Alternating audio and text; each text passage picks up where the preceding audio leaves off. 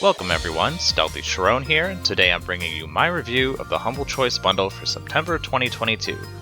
Apologies for the late review this month, but better late than never, right? I'm back from visiting family and ready to dive into this month's lineup of games.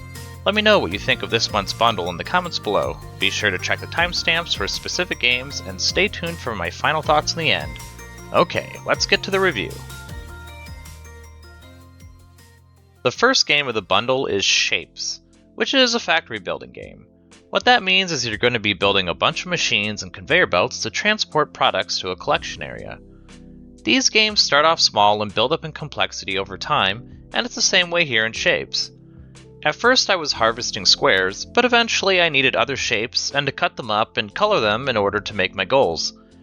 Each level has the player replan their factory setup, but the factory is persistent between them. In fact, certain shapes that may not be necessary for the goal can still contribute to the resources needed to upgrade the machines. I thought this game was a chill experience because of the simple graphics and good music. However, the factory type of game isn't really my cup of tea. Or maybe since this one was too abstract, it made it so I wasn't really invested. I'm sure there are folks out there who will find enjoyment with this one, but I definitely won't be returning to it. Industria is a short first-person shooter with unique setting compared to other big-budget shooters.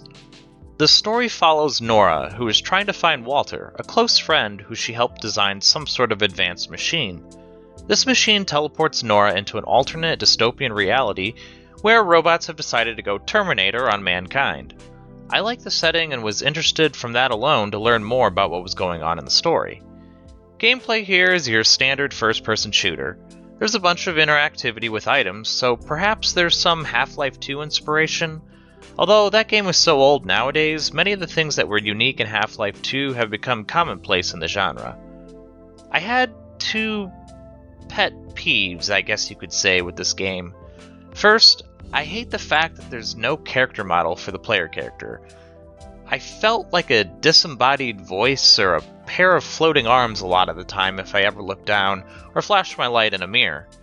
Also, the game's location is set in Germany, yet I felt that the voice actors didn't really convey that very well.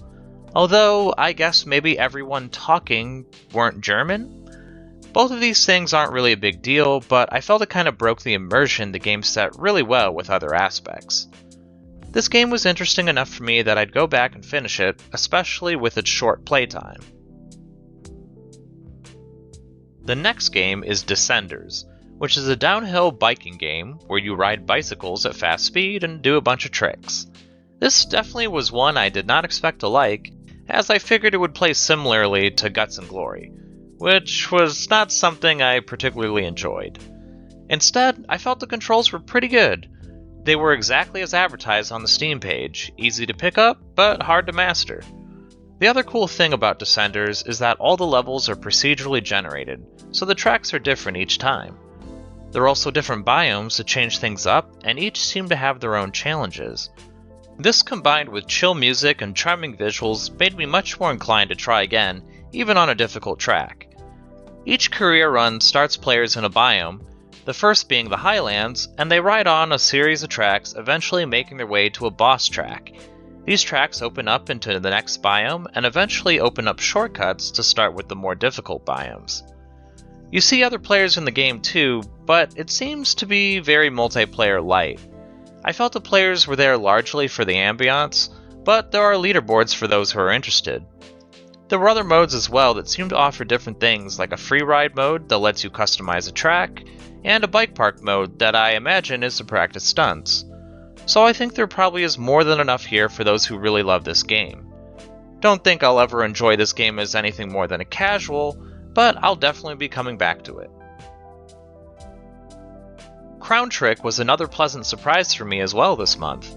I don't necessarily have any real issues with roguelike games, but I feel that many of them are too similar to one another. Upon first realizing that Crown Trick would be another roguelite, I was really pleased to see it had a very different take on combat. In Crown Trick, the enemies only move when you move or perform an action. This allows for a turn-based strategy and enables players to stop and think about their next moves before they make them. There are a slew of different weapons and skills, as well as environmental effects that all play a role in how to make the right moves in a fight. I thought it was very rewarding and almost puzzle-like in trying to figure out how to make things work for the player. The aesthetics here are very nice to look at as well. I especially liked the intro cinematic it had. Everything had a very hand-drawn look to it that really adds to the game's charm. I hadn't heard of Crown Trick before this bundle, but I'm glad that I own it now. The next game is Forgive Me Father, which is a retro first-person shooter with a Lovecraftian setting. I'm not really into the 90s shooter genre. I have fun while playing them, but I almost never would actually pick one up to play normally. I'd say that's roughly about the same here. What I found was a great old-school shooting experience with fast-paced gunplay, floaty movement, tons of pickups, and of course, secret areas. Each level I went through seemed well made, and there was even some replayability with the 2 different characters that can be chosen at the start of the game. Each of these characters have their own skills, with the priest being more defensive and the journalist being more aggressive. I think the Lovecraftian setting may have upped my enjoyment of the game a bit because I'm a sucker for all things Lovecraft. However, at the same time, it was kinda detrimental only because there's barely any kind of story here. The game opened with a great comic book cutscene with this visual style permeating throughout the entire game. From there, players find story notes that I guess add a bit more to the narrative, but I felt everything was just too vague to really follow. I don't know, I guess I just expected more.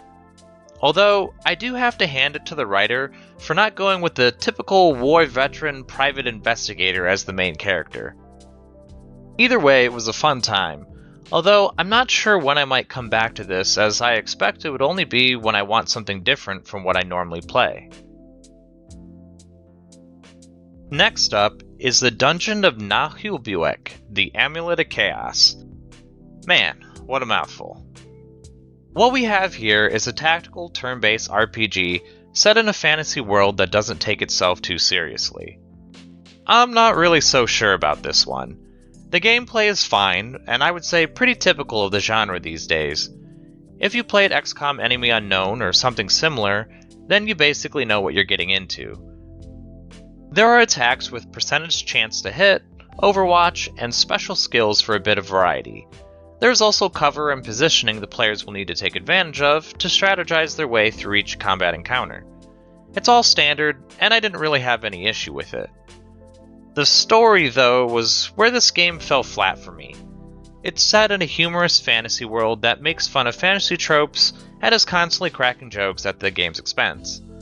Personally, I didn't find much of the writing to be all that hilarious. Honestly, I felt a lot of it seemed like it was written by a kid with the constant swearing and just stupid jokes. Not that I'm adverse to any of that, but it just doesn't have the same impact when it's always apparent. Pernicious parsley pies! The only thing left of them is that amulet. It has the same symbol as that weird magic seal. Who gives a shit? It's made of gold. It's mine. Wait, magic items can be very dangerous. Who gives a shit? Whoa, I don't feel so good. Help me! No! Oh, fuck me. Hey, dwarf! Get back here or you'll make the elf happy! Good riddance. We've got to get that moron back and continue on our quest. I'm sure many won't have an issue with that, and probably this one will be a good addition. For me, I think I have better turn-based tactics games that I'd play over this one. The penultimate game in the bundle is Just Cause 4 Complete Edition, which, if we're just looking at pricing, this is a whopping value. I'd say there's probably a good bit of fun to be had here as well if you're into destructive open-world games.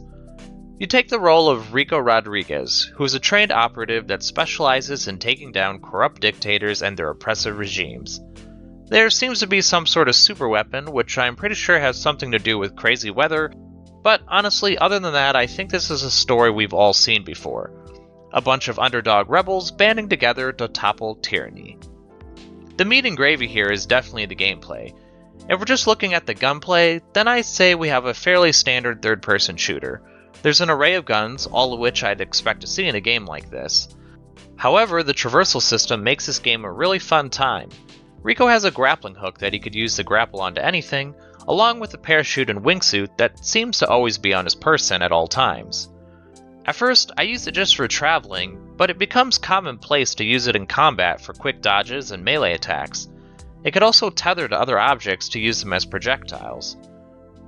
In fact, the grappling hook thingy has its own loadout, suggesting it has several different uses. I own Just Cause 2, but never got around to playing it. I know some folks have said that 4 is the weakest of the series, but I thoroughly enjoyed my hour here. This is the kind of game that is right up my alley, so I plan on coming back to it. Finally, our headliner for the month, of which I was pretty excited for, is Crusader Kings 3. If you never played the previous one, then you're probably not going to get the game in just a couple hours of play. I've put almost 200 hours into CK2, and I feel like I'm still a fairly casual player. So obviously, even in the 2 hours I gave this game, I barely scratched the surface. It was enough to finish the tutorial, which I feel explains the basics enough to play, but I don't think it really does a good job to show why this game is such a great time. The stories it tells on a personal level for each character is what drove me to play the last game, and is what will keep me playing this one. That being said, the learning curve for this game is insane. It's very rewarding even with some basic understanding of the game, but for those who really have a good handle on the game, then it really opens up. I don't plan on doing anything crazy, like eating the Pope, and yes, that's a thing, go look it up. But I don't mind returning to this game even if it's to play an Irish Lord over and over again. Okay, let's wrap this up and see if this bundle is worth it or not. I based my rating solely on whether I thought the game was worth playing on about an hour or so of hands-on gameplay. Overall, this was a pretty solid month. Crusader Kings 3 is not going to be a game that will appeal to everyone, but I think there will probably be many people, like myself, who are happy to see it. Most of the rest of the lineup is pretty strong. I bet that most people will find a few games they like from it. Getting to the recommendations, starting with the must-plays of the month, we have Just Cause 4 and Descenders. Just Cause 4 was high-octane action mixed with a fun traversal system in a huge open world. That ticks all the boxes for me as I'm a huge Assassin's Creed fan. Descenders surprised me here when I was thinking about ranking the games. Maybe my bar was set really low for this one, but I genuinely enjoyed my time with it. It was a chill experience and I think it will be great getting better at it and pulling off more stunts. In my strong recommendations for this month, there is Crusader Kings 3, Forgive Me Father, and Crown Trick. Crusader Kings 3 is definitely something I'll be playing, but it got knocked down a peg from must play only because of the sheer complexity of the game. It's something I still don't feel I have a handle on, and I'm sure will scare many people away from it. Forgive Me Father is another game that I usually wouldn't play, but I really did enjoy myself with this retro shooter. Story could be better, but they nailed the gameplay. Lastly, Crown Trick had a different take on the roguelite genre with their synchronous movement between player and enemies, which I greatly enjoyed. My week recommendations are Industria, Shapez, and the Dungeon of Naheulbeuk, the Amulet of Chaos. Industria had an interesting story with a few quirks, but fairly standard gameplay. Shapez wasn't really a bad game, but just not something for me. I'd say the same could be said for the Dungeon of Naheulbeuk as well, but I almost did place this in Don't Bother With. Although, while the game's humor might not be for me, it might work for some of you. And that leaves nothing in the Don't Bother With section, which is always a good thing. That wraps up my thoughts on this month's bundle. As the year starts winding down, I feel like Humble Choice has done well enough to provide decent games each month, with this one being no exception. Do you agree with my thoughts? What games, if any, are you looking forward to playing? Let me know what your thoughts are, or if there are any different recommendations you'd make in the comments below. I hope this video helped you in some small way, and if it did, then please consider leaving a like, comment, subscribe, or whatever it is you feel like doing. Thanks for watching, and have a nice day.